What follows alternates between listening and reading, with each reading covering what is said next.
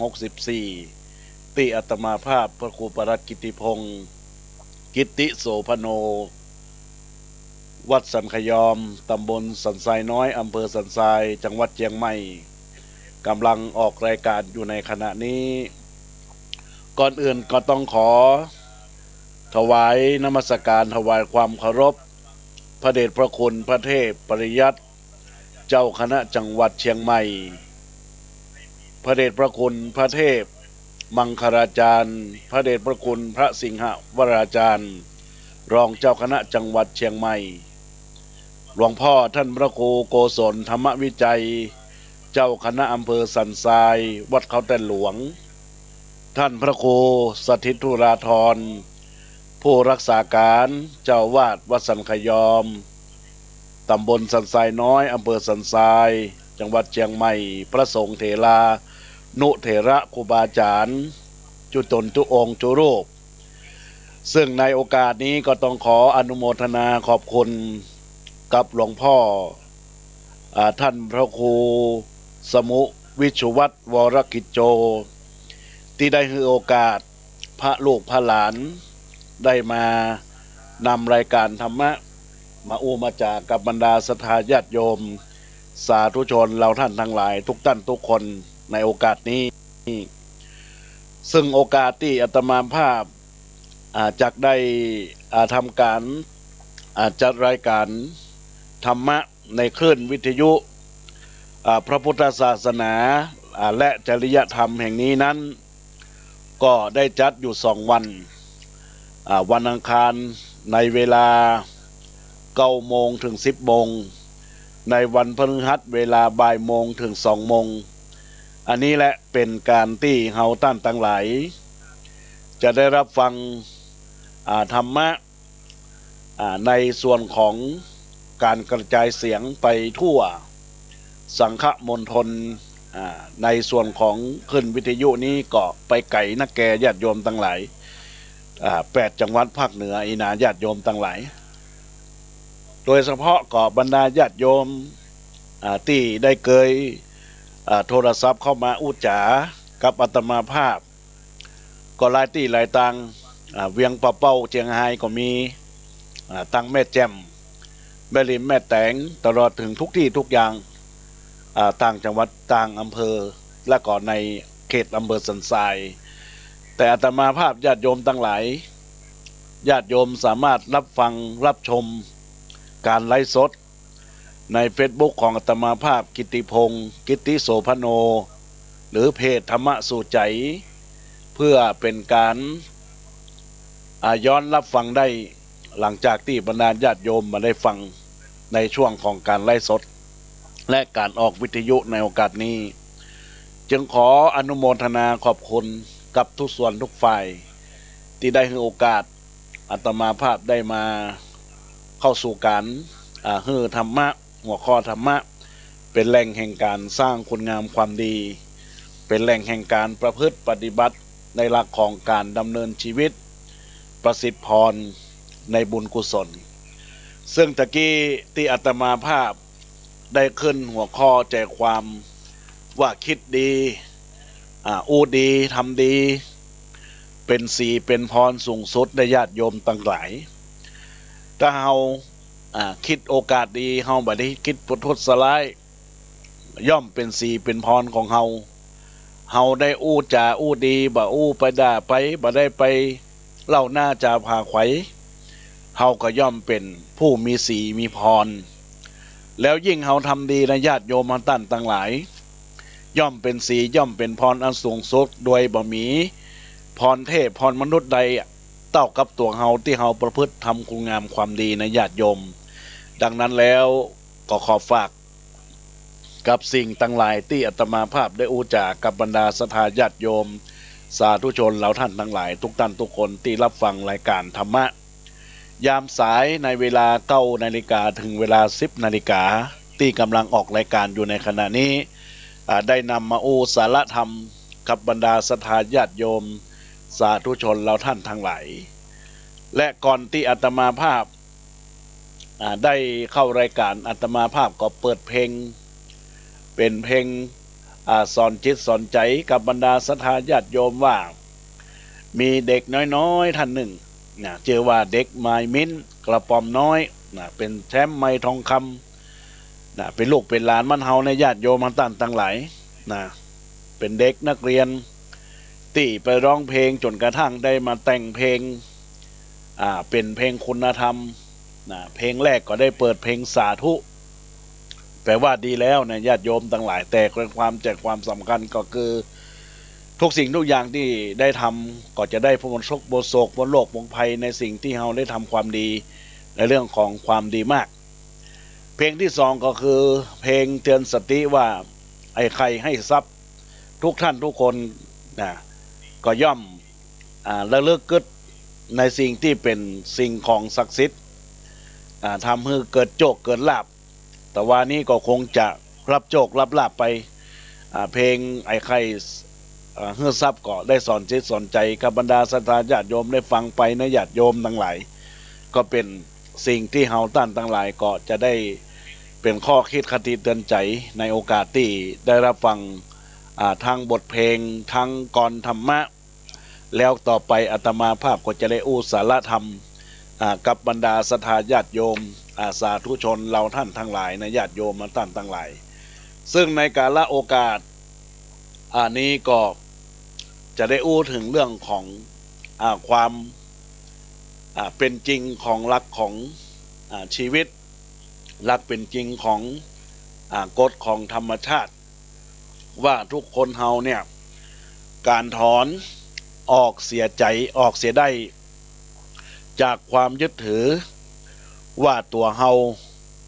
ว่าตัวของเราเนี่ยญาติโยมทั้งหลายนี่ก็เป็นสิ่งสำคัญเปิ้นบอกว่ามาเฮยึดติดในสิ่งที่ตัวกูของกูแล้วก็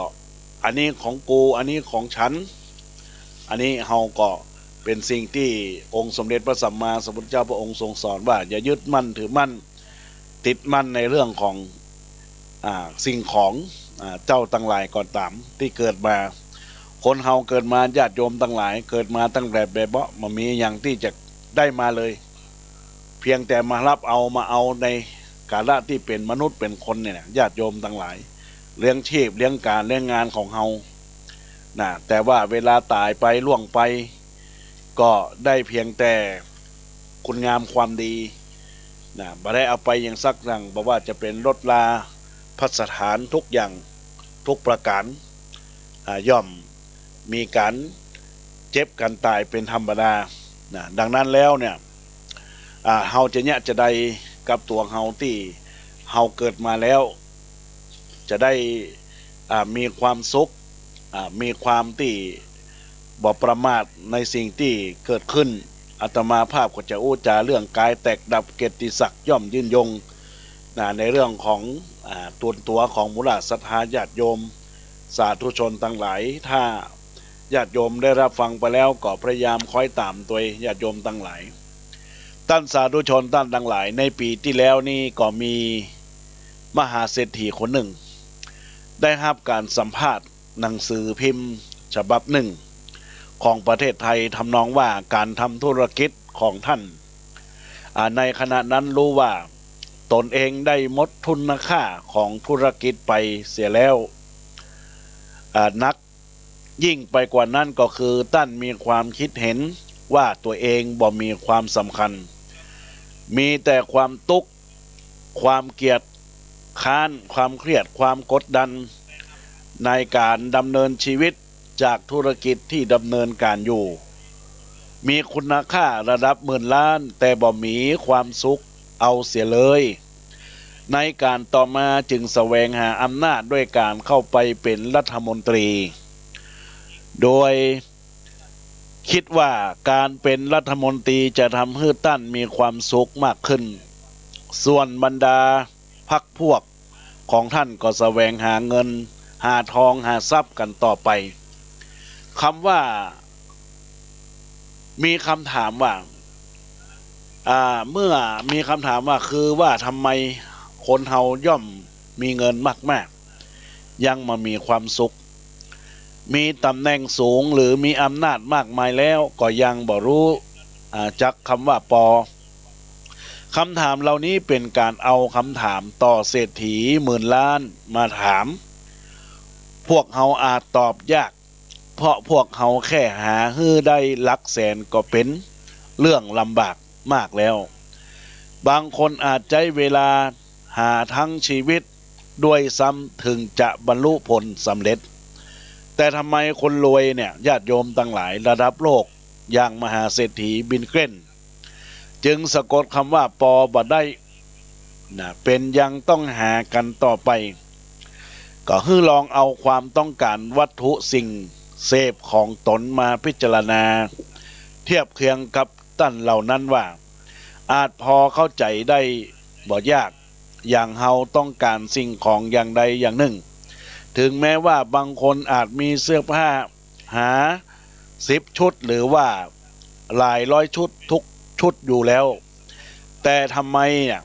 เวลาเฮาได้ชุดใหม่มาเพิ่มจึงสุขใจปลื้มใจเบิกบานในใจกว่าชุดเดิมที่มีอยู่บางคนมีรองเท้าอยู่หลายร้อยคู่แต่ทำไมเฮาจึงปลื้มใจสุขใจอยู่อย่างเพียงรองเท้าคู่ใหม่ที่เพิ่งได้มาบางคนมีรถใจอยู่หลายกันแต่ก็หาบ่ทำฮือปลื้มใจเหมือนคันใหม่ที่เพิ่งถอยมาออกมาญาติโยมทั้งหลายแล้วจะได้เป็นอย่างนั้นเพราะเฮามีความสุขกับสิ่งที่ได้แต่บ่มีความสุขกับสิ่งที่มีอยู่ใช่ไหมเฮามีความสุขกับสิ่งที่ได้แต่บ่มีความสุขกับสิ่งที่มีอยู่แล้ว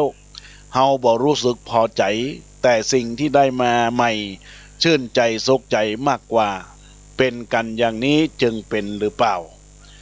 ญาติโยมทั้งหลายลักษณะนี้เช่นนี้เฮาก็เรียกกันมองถึงเห็นคุณค่าของสิ่งที่มีอยู่กับตัวหรือใกล้ตัว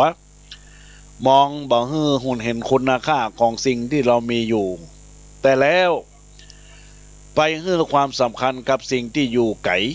หรือสิ่งที่เฮายังบ่ได้มาดังสำนวนที่กล่าวว่า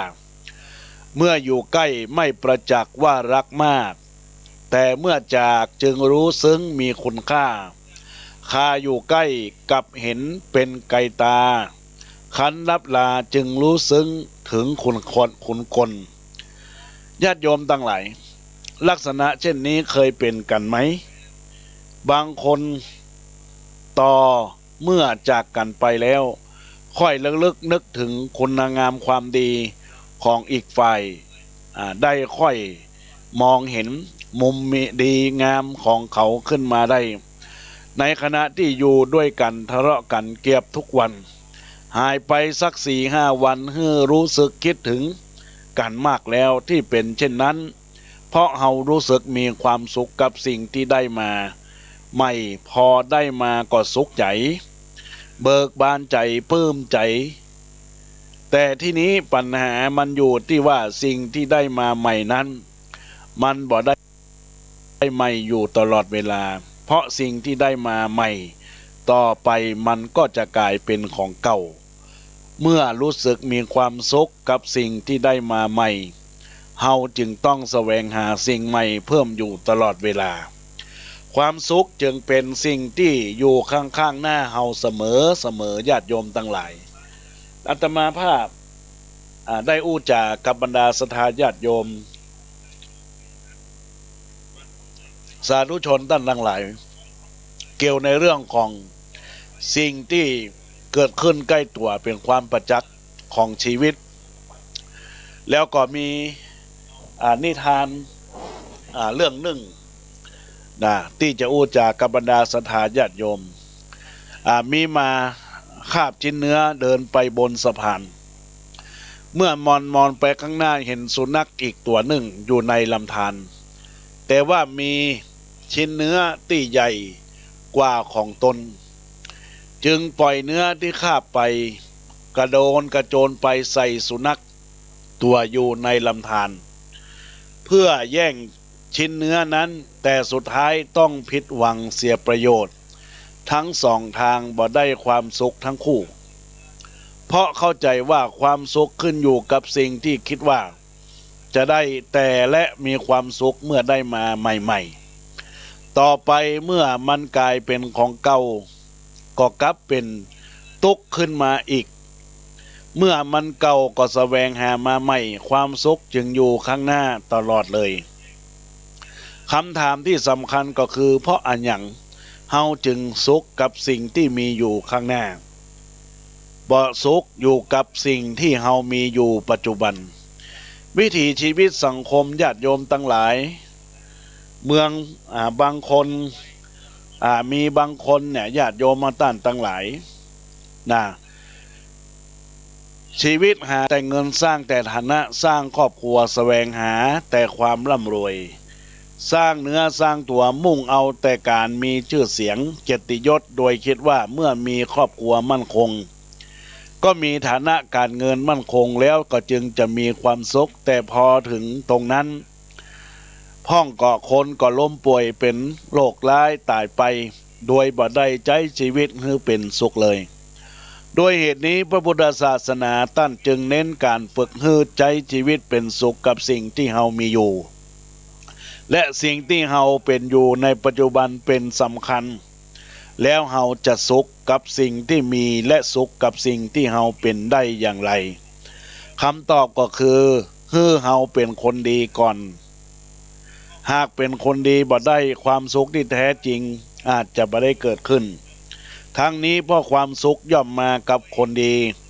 คนประพฤติบ่ดีจะมีความสุขได้ยากและปัญหามันมีต่อไปก็อีกว่าคนดีคืออย่างไรทำอย่างไรจึงเรียกว่าเป็นคนดีพระพุทธศาสนาท่านสอนไว้ในหลักสัพพุริสธรรมแสดงลักษณะคนดีไว้ว่าต้องเป็นคนรู้จักเหตุต้องเป็นคนรู้จักผลต้องรู้เป็นคนที่รู้จักตนต้องรู้จักประมาณต้องรู้จักการต้องรู้จักชุมชนและรู้จักบุคคลแต่ว่าญาติโยมเฮาตั้นต่างหลายเหล่านี้เป็นคุณธรรมที่มีอยู่ภายในพฤติกรรมยังบ่ชัดในชาดกแสดงไว้ใครมีคุณธรรมต่อไปนี้เรียกว่าคนดีโยเวกตัญญูกตเวทิทิทีโรกัลยาณมิตโตธัมหะพันติทุกขิตัสสะกัสสัจจะกะโรติกิจจังตถาวิทังสปุริสังวะทันติวะทันติติแปลว่านักปราชญ์หรือว่าธีรชนย่อมเรียกบุคคลที่มีคุณธรรมสามอย่างนี้เป็นคนดีคือ1เป็นความกัลยาณมิตรมีความปรารถนาดีภักดีมั่นคงต่อไป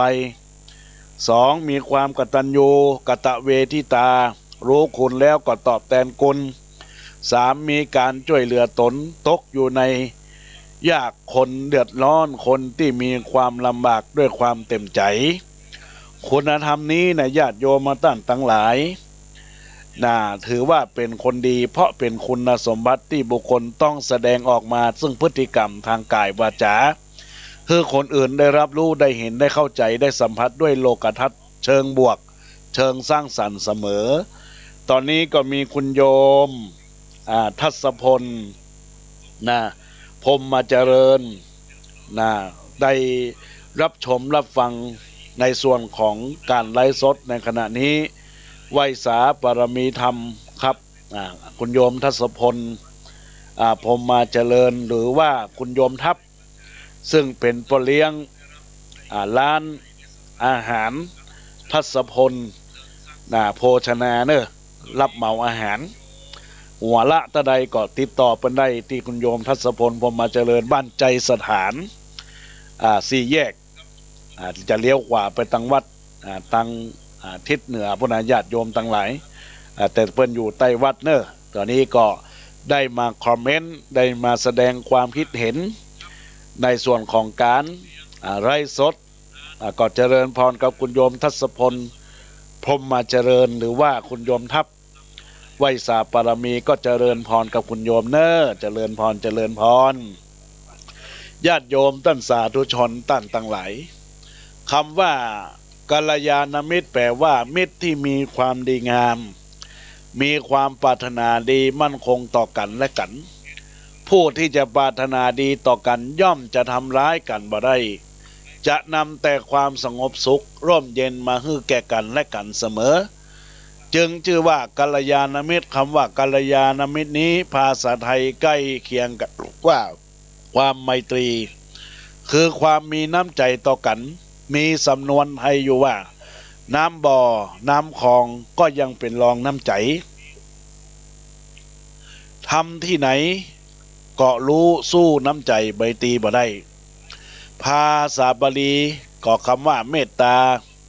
พันมาแปลว่าไมตรีคนที่มีไมตรีต่อกันจะผูกมิตรไว้บ่ได้นานจะผูกมิตรด้วยทรัพย์ก็บ่ได้มั่นคงแต่ผูกไว้ด้วยน้ำใจแห่งความเป็นมิตรที่แท้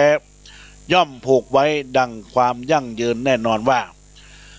ผูกสนิทชิดเชื้อนั่นเหลือยากเอาเหล็กฝากผูกไว้ก็ไม่มั่นจะผูกด้วยมนต์เสกลงเลขยันคงไม่มั่นเหมือนผูกไว้ด้วยไมตรี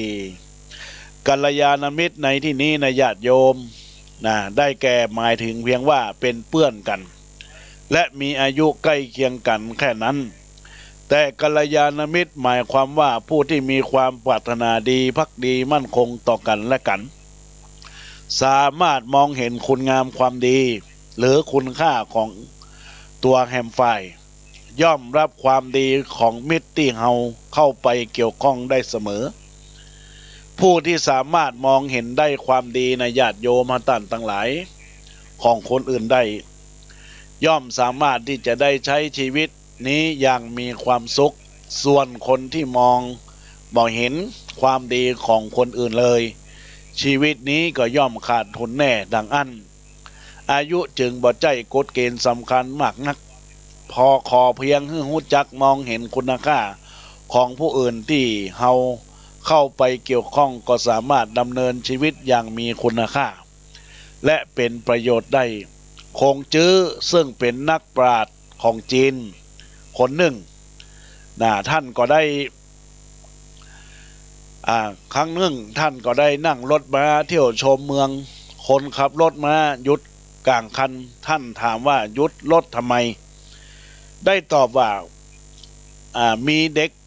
ยืนขวางรถม้าอยู่คงจื้อก็เปิดหน้าต่างมองดูบอกว่าหนูทำไมบ่หลีกทางให้รถม้าเด็กก็ตะโกนตอบว่าคงจื้อว่าในโลกนี้บ่มีกำแพงเมืองที่ไหนหลีกทางให้รถมีแต่รถจะหลีกทางให้กำแพงเพราะในขณะนั้นเด็กกำลังเล่นปั้นกำแพงเมืองอยู่คงจื้อท่านเห็นว่าเด็กคนนี้วาจาคมคายดีจึงลงมาลดจากรถมาคุยด้วยเด็กมองดูแล้วถามว่าท่านอาจารย์คงจื้อใช่ไหมท่านก็ตอบว่าเป็นความโชคดีมากๆที่ได้เจอท่านอาจารย์ผมขอถามปัญหาหน่อยได้ก่อนปัญหานั้นคืออันหยังในทะเลมีป่ากี่ตัวบนฟ้ามีดาวกี่ดวงนักปราชญ์มึนหัวเลยตั้นบอกว่าเจ้าหนูว่าควรถามอันอย่างที่มันใกล้ๆตัวหน่อยกะจะไปถามไปเลยเด็กก็รับคำว่าได้ถ้าอย่างนั้นก็คนกิ้วของท่านอาจารย์เนี่ยมันมีกี่เส้นท่านคงจื้อก็แสดงความชอบใจยิ้มฮือแล้วก็เดินขึ้นรถมาไปพร้อมรับคำสั่งนายสารถีว่าขอจงหลีกทางให้กำแพงแล้วก็รถม้าก็ได้วิ่งอ้อมกำแพงเมืองไปในกาละต่อมาท่านก็นำเอาคตินี้มาสอนปวงศิษย์ของท่านว่าหากมีคนเดินมาด้วยสองคนคนหนึ่งเป็นคนดีอีกคนหนึ่งเป็นคนเลวทั้งสองคนเฮาได้ทั้งคู่คนที่ดีเฮาจะถือเขาแบบอย่างใดคนที่เลวเฮาก็จะเว้นบ่ปฏิบัติอย่างเขาท่านคงจื้อบ่ได้ถือเด็กเป็นศัตรูและทำให้ต้านเสียหน้าแต่อย่างใดเลยแต่ท่านกลับมองเห็นคุณค่าและประโยชน์จากบทสนทนากับละอ่อนคนนั้นและยังได้รับคติในวันนั้นมากล่าวสอนศิษย์ ของท่านให้รู้จักของมองคนในแง่ดีมีจิตคิดอย่างสร้างสรรค์มีมุมมองอย่างกัลยาณมิตรเป็นคุณธรรมที่คนดีพึงอบรมพัฒนาเพื่อมีความงอกงามอันนี้แหละบรรดาญาติโยมท่านสาธุชนทั้งหลายได้หยิบยกเอาเรื่องราวของนักปราชญ์จีนมาอู้มาจ่ายกให้ญาติโยมสาธุชนได้รับฟังไปก็เป็นแนวทางที่จะทำให้เราได้คิดพิจารณาว่าถึงแม้จะเป็นนักปราชญ์แต่อย่างใดก็ยังต้องต่อสู้กับสิ่งที่เกิดขึ้นแม้มันจะเป็นสิ่งที่กระทำมาได้เลือกมาได้มันก็เป็นสิ่งที่จะต้องนำพาตัวเองมันพิจารณายอมญาติโยมทั้งหลายยอมกันและกันก็เหมือนกับอยู่กันในครอบครัวญาติโยมทั้งหลายสามีภรรยาก็ต้องยินยอมกันในเรื่องของการใช้จ่ายเงินทองใจรักใจเหตุใจผลการกินการอยู่การไปการมาการทำงานก็ต้องมันพิจารณาช่วยกันแยกแยะหาเหตุหาผลในญาติโยมทั้งหลายต้องยอมกันยอมกันในที่นี้นะก็คือการที่มีเหตุมีผลอู้กันแล้วก็ปฏิบัติให้มันเข้าใจกันในญาติโยมสาธุชนทั้งหลายประการที่สองการช่วยเหลือคนที่ตกทุกข์ได้ยากคนได้รับความเดือดร้อนลำบากด้วยความเต็มใจหลักธรรมข้อนี้แสดงถึงความใจกว้างความเป็นผู้เสียสละ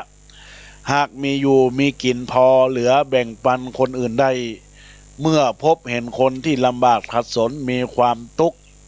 ยากเดือดร้อนกว่าเฮาพึงได้ความช่วยเหลือเขาสงเคราะห์เขาบางตามกำลังทั้งด้วยกำลังทรัพย์วัตถุสิ่งของหรือกำลังสติปัญญาหากพอช่วยเหลือได้บ้างก็ควรทำแต่ในสมัยนี้คนที่แสดงตนเป็นผู้ตกทุกข์ได้ยาก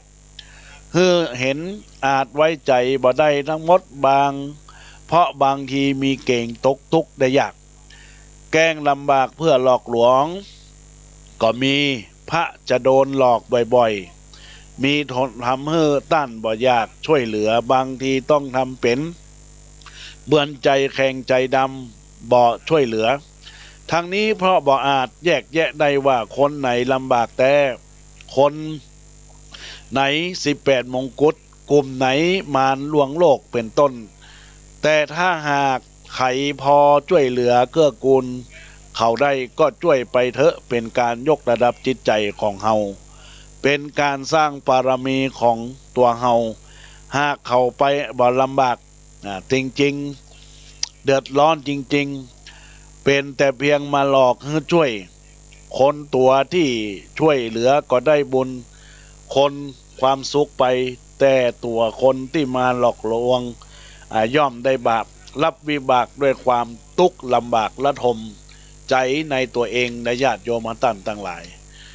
ดังเรื่องที่เกิดขึ้นที่เป็นเชียงใหม่นี้เพื่อนของอาตมาภาพถูกสามีภรรยาคู่หนึ่งดูเหมือนสามีจะเป็นชาวสิงคโปร์ภรรยาเป็นคนไทยเข้าไปขอทานเข้าวัดที่วัดพระก็หาเข้าฮือขอทานพอทานเข้าแล้วก็เสร็จบอกว่าบ่มีเงินค่าเครื่องบินจะกลับประเทศเงินที่มีอยู่บ่พอจึงขอยืมเงินจากพระเพื่อนอาตมาเองก็บ่มีแต่ยังใจดีไปยืมเพื่อนพระแหมอีกรูปหนึ่งคือไปก่อนก็จะกลับเข้าเห็นพระที่โต๊ะหมู่บูชาของท่านบอกว่าเขาก่อนนับถือพระพุทธศาสนาแต่บ่มีพระสำหรับกราบไหว้บูชาขอพระไปกราบไหว้บูชาได้ก่อพระท่านใจดีก็บอกว่าอาตมามีอยู่หลายองค์หากโยมจะเอาไปกราบไหว้ก็ยินดีผ่านไปได้2 เดือนทายกเข้ามาที่วัดบอกว่าได้ไปเห็นพระพุทธรูปอยู่องค์ที่ลานบูชาพระเก่ามีลักษณะเหมือนพระของเฮาท่านที่เคยเห็นอยู่ห้องนี้พระก็บอกว่าเอาให้โยมชาวสิงคโปร์ไปกราบไปไหว้บูชานานแล้วทายกก็บอกว่าจะโดนหลอกหรือเปล่าท ที่เห็นอยู่ร้านเหมือนพระท่านจริงๆจึงพากันไปพิสูจน์ปรากฏว่าเป็นพระที่ฮื้อโยมไปแต่ญาติโยมทั้งหลาย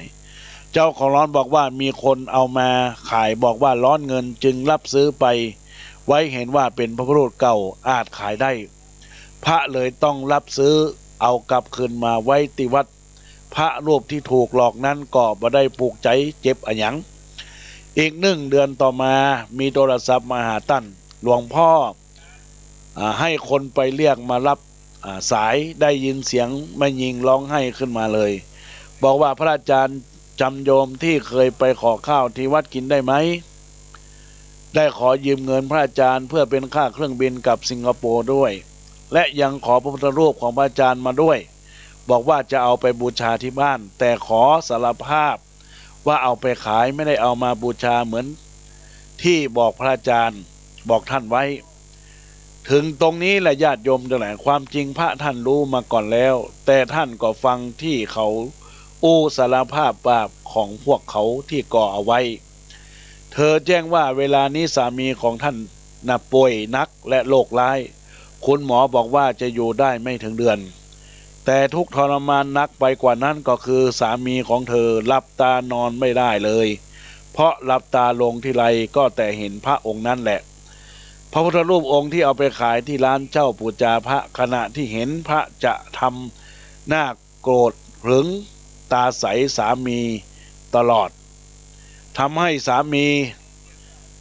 กลัวมากจึงต้องนอนลืมตาอย่างเดียวรับตาทีไรก็จะเห็นพระมาปรากฏอย่างเสมอตอนนี้ก็ขอเจริญพรกับอาจารย์ลุงอ้วนที่ได้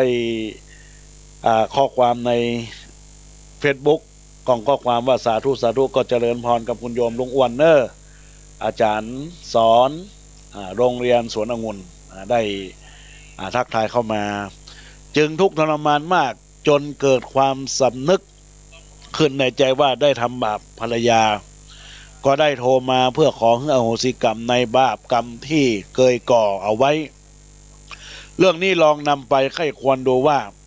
ถ้าคิดว่าเป็นเรื่องบังเอิญดูเหมือนจะ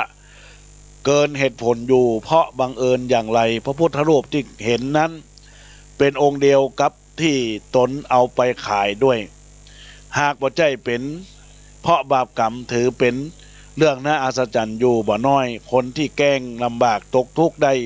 ยากอาจรับผลเช่นนี้อันนี้แหละบรรดาศรัทธาญาติโยมก็เป็นข้อ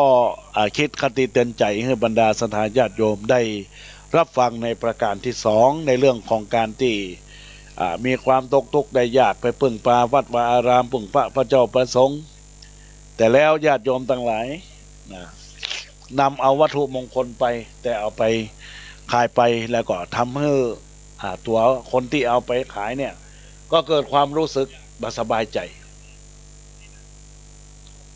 มันก็เป็นกฎของกรรมธรรมชาติในญาติโยมทั้งหลายต่อไปประการสุดท้ายความกตัญญูกตเวทิตากตัญญูแปลว่าความระลึกรู้จักบุญคุณกตเวทีก็คือตอบแทนคุณที่ผู้คนทำไว้เมื่อร่วมกันเป็นกตัญญูกตเวทีแปลว่าการระลึกรู้บุญคุณที่บุคคลอื่นกระทำไว้แล้วตอบแทนบุญคุณนั้นคือเป็นคุณธรรมที่สำคัญมาก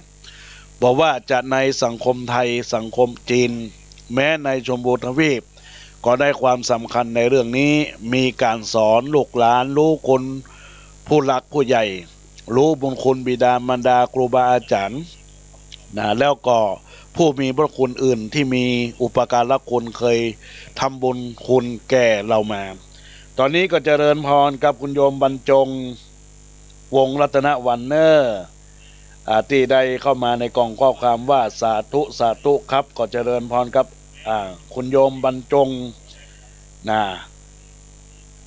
บรรจงศักดิ์วงรัตนวรรณเลขาอนุการของท่าน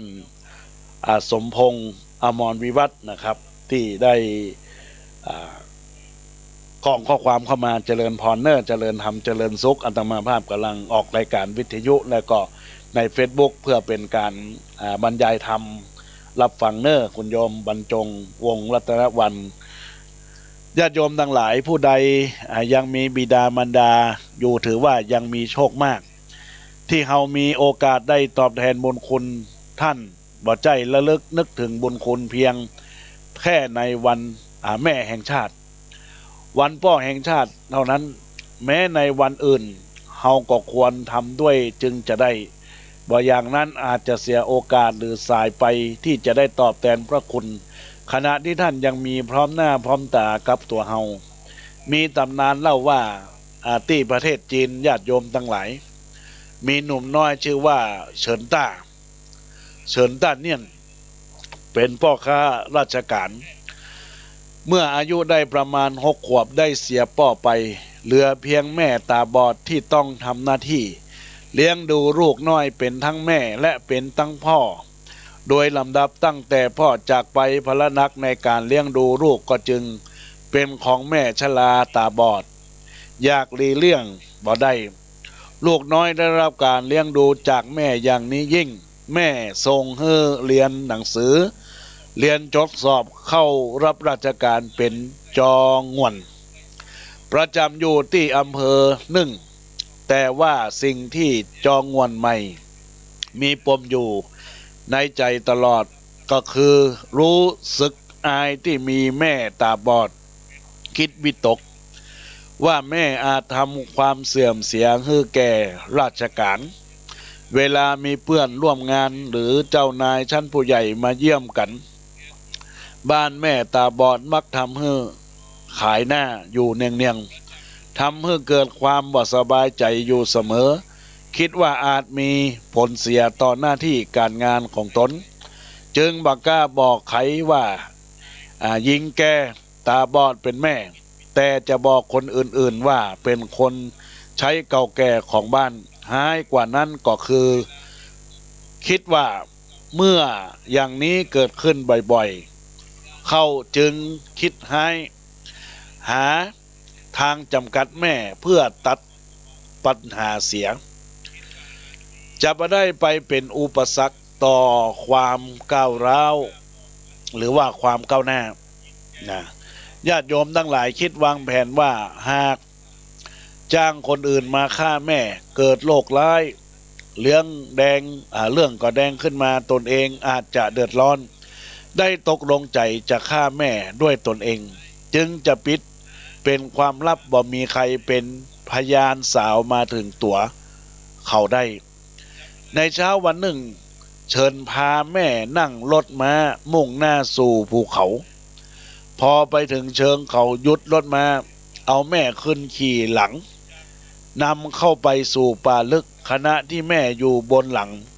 ของเชิญนั้นมือข้างหนึ่งก็กอดลูกที่คออีกมือหนึ่งเกาะตะกายขึ้นไปเหนือศีรษะมือแม่สัมผัสกิ่งไม้ที่พอจะหักได้ด้วยกำลังของแม่จะหักเอากิ่งไม้ทิ้งไว้เป็นระยะเมื่อไปถึงป่าลึกสมใจแล้วจึงวางแม่ลงหันหลังแล้วก็เดินมาจากมาเสียงเท้าเหยียบบนใบไม้แห้งเริ่มแผ่วเบาโรงแม่จึงเรียกลูกชายขึ้นว่าเฉินลูกของแม่นี่ลูกกำลังทิ้งแม่ใช่ไหมฝ่ายลูกเฉินหันมามองกลับไปที่แม่เห็นแม่นั่งคุกเข่าอยู่กับพื้นยื่นมือออกมาข้างหน้าแสดงกิริยาเหมือนต้องการจะโอบกอดลูกเป็นครั้งสุดท้ายน้ำเสียงสั่นเครือลงว่าลูกเฉินแม่รู้ชะตากรรมแม่ดีลูกจะทิ้งแม่ก็ไม่เป็นไรหรอกเพราะแม่เป็นคนแก่ชรามากแล้วจึงมีชีวิตอยู่ก็ไร้ความหมายไม่มีคุณค่าหรือประโยชน์อะไรเหลืออยู่ต่อไปแล้วแต่ก่อนที่แม่จะตายขอเพียงให้ได้รับรู้ว่าลูกเป็นสมบัติที่แม่ค่ายิ่งกว่าชีวิตของแม่เชิญลูกรักของแม่แม่กลัวว่าเจ้าจะกลับไปไม่ถูกจึงหักเอากิ่งไม้ทิ้งเป็นเครื่องหมายไว้ตามรายทางขอให้ลูกเดินทางกลับมาตามกิ่งไม้ที่แม่ทิ้งไว้เป็นระยะนั้นลูกของแม่จะได้ไม่หลงทางและกลับขึ้นมา บ้านโดยความปลอดภัยญาติโยมสาธุชนทั้งหลายถึงตรงนี้เฉินก็เกิดความสำนึกขึ้นมาว่าตนได้ทำความผิดอันใหญ่หลวงถึงขั้นจะคิดฆ่าแม่ของตัวเองรู้สึกสำนึกผิดบาปที่ตัวตนต่อแม่อย่างนั้นเขาวิ่งกลับเข้าไปหาแม่พร้อมมอบกราบแม่ที่เท้าของแม่สวมกอดแม่ร้องไห้จนตัวโยนน้ำตาของสองแม่ลูกพรั่งพรูออกมาป้าฟื้นนั่นเงียบสงบราวกับว่าร่วมรับรู้และรับเป็นสักขีพยานให้กับสองแม่แม่จ๋าลูกผิดไปแล้วแม่จ๋าลูกผิดไปแล้วก็ได้ทำกรรมใหญ่หลวงนะอันไม่น่าจะให้อภัยลูกขอกราบขออโหสิกรรมด้วยกับแม่ด้วยลูกหลงผิดคิดบาปมหันต์ลูกขอยอมรับสำนึกผิดที่ได้ก่อกรรมทำเวรขึ้นชดใช้บาปกรรมทั้งหมดด้วยชีวิตที่มีอยู่ของลูกนี้ต่อไปลูกจะฮักดูแลเอาใจใส่แม่บ่ฮื้อแม่ต้องลำบากกายใจอีกต่อไปขอฮื้อแม่จงอโหสิกรรมฮื้อลูกด้วยนะเจ้านะจากนั้นเชิญนำแม่กลับมาสู่บ้านทำหน้าที่เอาใจใส่ดูแลแม่เป็นอย่างดีคราวนี้บ่ต้องอายไขที่มีแม่ตาบอดอย่างนั้นทั้งยังแอลประกาศกับไข่ต่อไข่ว่าผ่านไปผ่านมายังบ้านของเขาว่าหญิงแก่ชราตาบอดที่เดินไปมาด้วยอาการงกเงินคนนี้คือแม่ของเขาเองเป็นพระอรหันต์ในบ้านของเขาเป็นผู้ให้ชีวิตเลือดเนื้อเขามาหากไม่มีหญิงแก่ชราบอดคนนี้ไหนเลยจะมีจองหวนเฉินต้าเนี่ยนบนโลกใบนี้ได้จนงอนเชงเงียนต้าโชคดีที่ระลึกนึกได้ก่อนจะสายไปยังทันได้อุปถัมภ์บำรุงเลี้ยงดูแม่อย่างเต็มกำลังสืบเนื่องมาจนแม่สิ้นอายุไขพร้อมกับจัดบุญพิธีในงานศพของแม่อย่างสมเกียรติเป็นครั้งสุดท้ายและเรื่องราวถูกนำมาบันทึกเล่าขานสืบกันมาเป็นคุณธรรมของท่านด้วยในขณะที่บางคนญาติโยมทั้งหลายว่าจะนึกถึงบุญคุณที่พ่อแม่ทำเอาไว้พวกท่านบ่ได้มีบ่ได้มีพวกท่านก็บ่มีชีวิตอยู่ได้เราตอบแทนพระคุณแล้วเรียกว่านึกได้ก็สายไปเสียแล้วตัวคุณธรรมฝ่ายบวกที่นายเฉินต้าเนี่ยปฏิบัติในภายหลังนี้เรียกว่ากตัญญูกตเวทิตาคือระลึกรู้คุณบุญคุณของผู้อุปการะคุณและตอบแทนบุญคุณของผู้มีอุปการะคุณที่ได้กระทำไว้ก่อนแล้วนั้นหากสาธุชนปฏิบัติคุณธรรม3ข้อดังกล่าวมาได้แก่ความเป็นกัลยาณมิตรความภักดีมั่นคงช่วยเหลือคนตกทุกข์ได้ยากคนที่เดือดร้อนลำบากด้วยความเต็มใจและเป็นคนกตัญญูนักปราชญ์หรือทีละชนท่านถือว่าเป็นคนดีตามหลักคำสอนของพระพุทธศาสนาดังอาตมาภาพได้กล่าวมาแล้วและเป็นผลจากการประพฤติดีปฏิบัติดีก็ย่อมจักดำแต่ความร่มเย็นเป็นสุขมาสู่ตนเองและคนรอบข้างเสมอยิ่งไปกว่านั้นเมื่อประชาชนสังคมและประเทศชาติมีความสงบสุขประชาคมโลกย่อมเกิดสันติภาพขึ้นมาได้อย่างบ่ไกลเกินฝันในญาติโยมท่านทั้งหลายเหมือนกับว่านักปราชญ์ว่าการฝึกแสวงหาความสุขด้วยการแบ่งปันให้กล่าวคือยิ่งให้ความสุขยิ่งจะได้รับความสุขเพราะเห็นน้ำตาของผู้อื่นเปลี่ยนเป็นรอยยิ้มสุขเพราะความภาคภูมิใจที่ได้ทำความดีทำชีวิตมีความหมายจากตรงนั้นก็คงไม่ยากเกินไปที่จะค้นพบความสุขจากการไม่มีหรือความสุขจากการปล่อยวางอันนี้แหละบรรดาญาติโยมสาธุชนท่านทั้งหลายอาตมาภาพก็ได้หยิบยกในเรื่องหัวข้อธรรมะ ในโอกาสที่ได้อุจากับบรรดาศรัทธาญาติโยมสาธุชนเหล่าท่านทั้งหลายเป็นเวลาอันเมือน